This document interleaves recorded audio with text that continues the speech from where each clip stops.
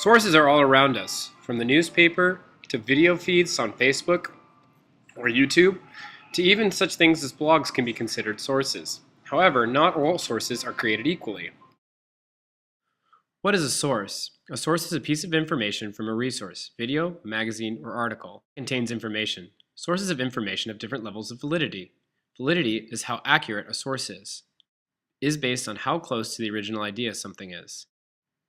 Different sources are closer or farther away from actually experiencing an original idea.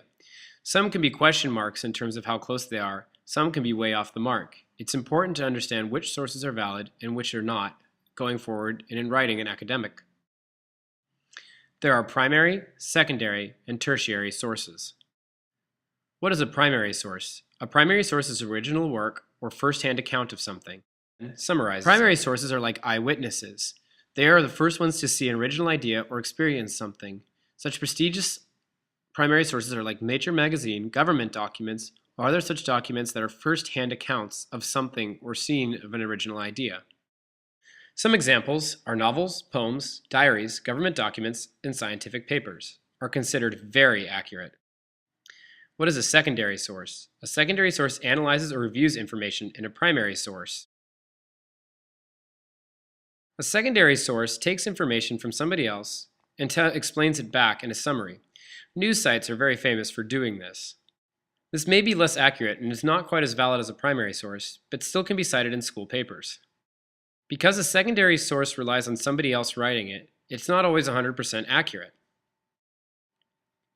For example, newspaper articles talking about government documents, movie reviews, are other examples of secondary sources. Like I said earlier, news sources are amazing for secondary sources, as well as movie reviews.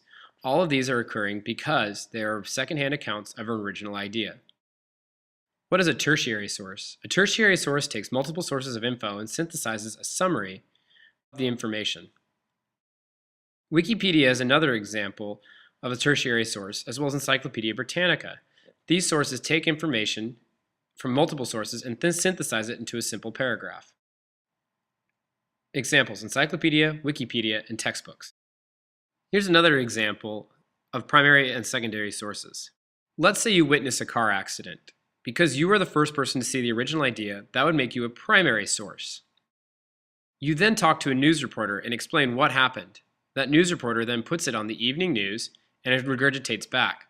Because it is a second-hand account of what happened and is further from the idea, that makes it a secondary source.